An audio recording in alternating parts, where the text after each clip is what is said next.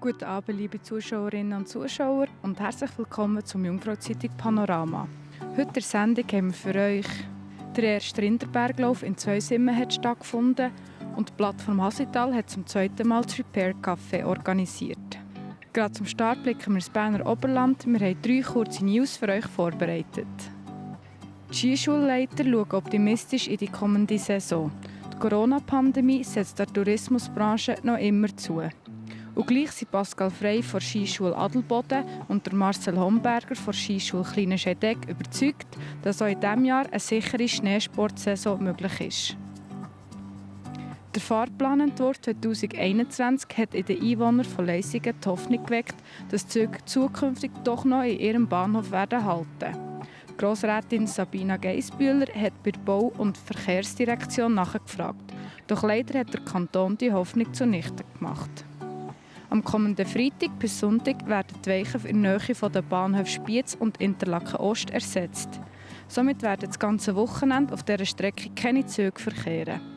Für die Reisenden werden Ersatzbusse bereitgestellt. Gestern hat in Zweisimmen der erste Rinderberglauf stattgefunden.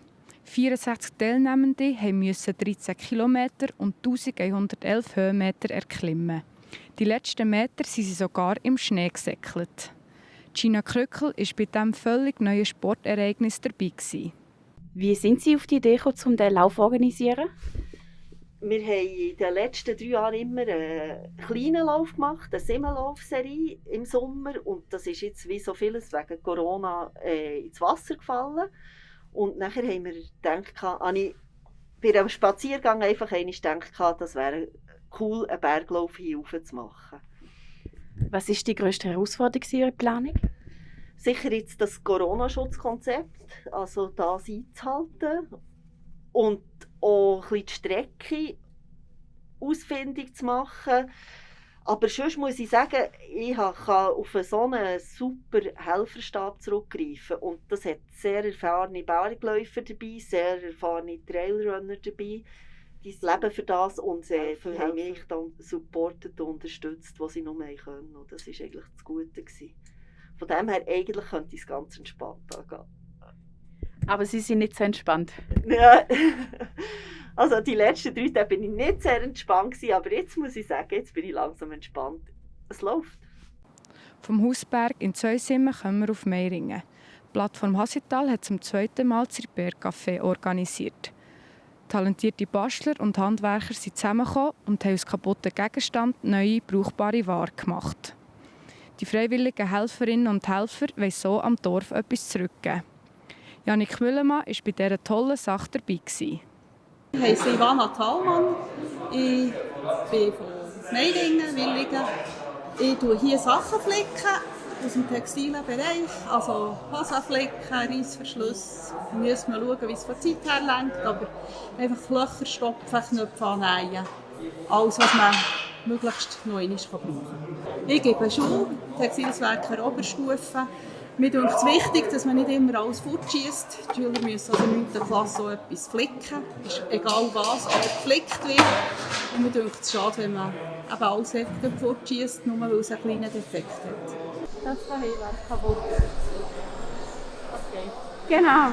Das ist mir aber meine Lieblingsjacke, die geflickt muss werden. Welches Stück muss man so? Genau.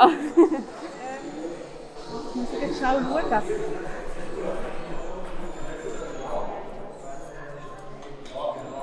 Darf ich es dir alles durch annähen oder soll ich hier auftun? Mir spielt es keine Rolle. Es muss einfach wieder... Es muss einfach wieder haben? Es muss einfach gut. Ja, und genau.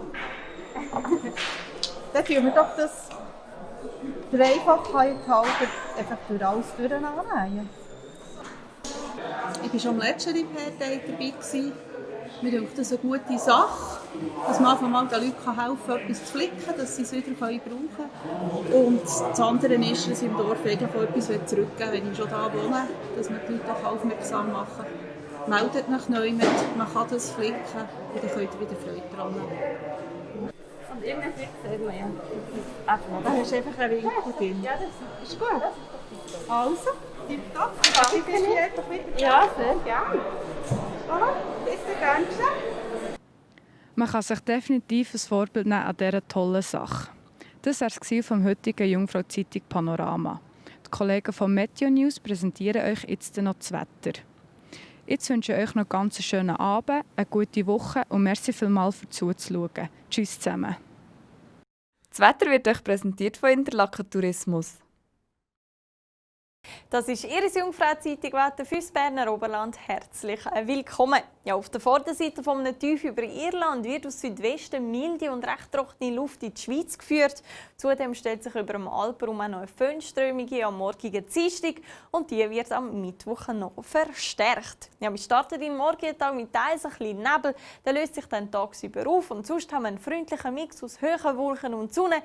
Das bei Temperaturen von um die 3 Grad um den Thuner und Brienzersee. Und am Nachmittag geht es dann weiter mit dem freundlichen Wetter. Dazu kommt im Haslital Föhn auf. Darum gibt es in Meiringen fast 20 Grad. Sonst liegen die Temperaturen bis 16 Grad in Grindelwald, 15 Grad gibt es in Adelboden. Ja, und weiter geht es am Mittwoch wieder mit einem föhnigen Mix aus Sonne und Wolken. Im Haslital gibt es dann 22 bis 24 Grad. Sonst sind es so um die 17 Grad. Ja, und am Donnerstag haben wir dann ausgedehnte Wolken, immer noch leicht föhnige Verhältnisse, bevor es am Freitag stark bewölkt und immer wieder nass wird.